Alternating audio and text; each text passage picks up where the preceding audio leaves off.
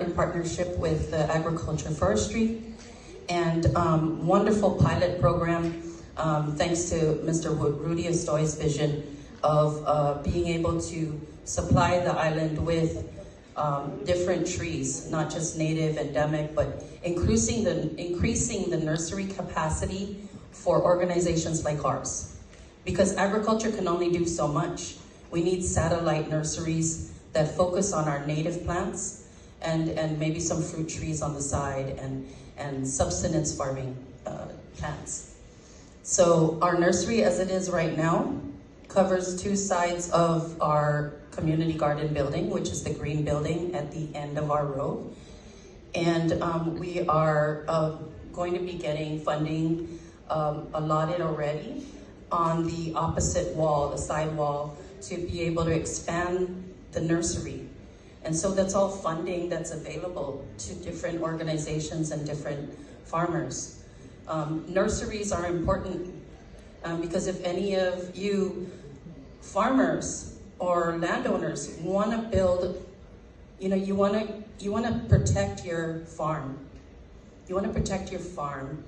You want to be able to bring in bees, or you want to be able to bring in pollinator plants, so that your harvest will be more rich because the bees are helping you pollinate. Maybe you don't want to have beehives on your property, but having the pollinator plants there will help you. And there are a lot of native pollinator plants.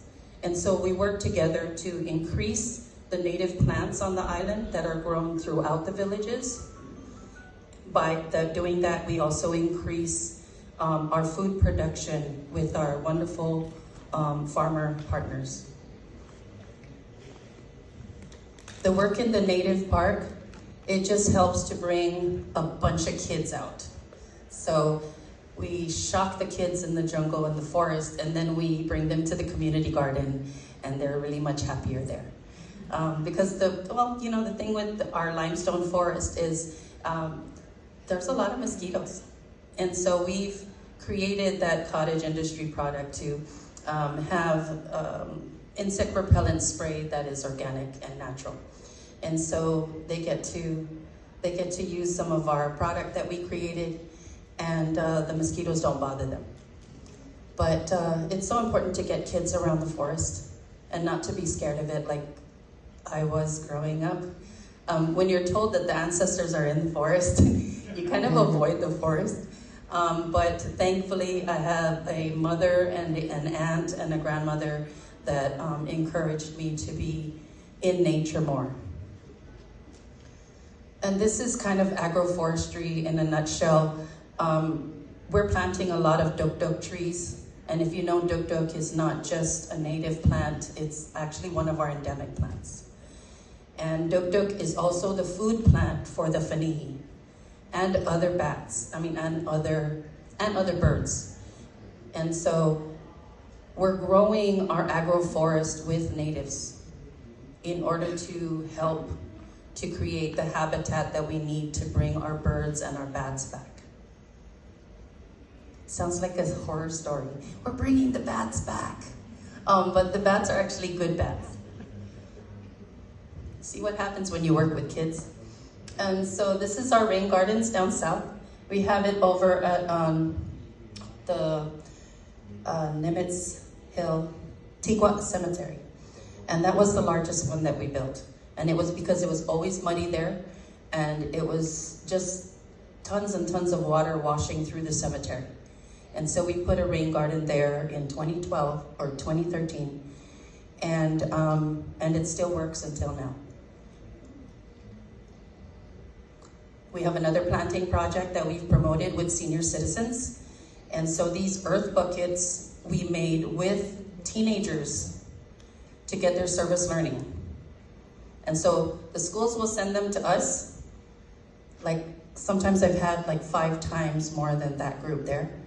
And so we're building the earth buckets, and they're putting in a tomato plant or an eggplant or string beans or wing beans. And they donate, they make 2.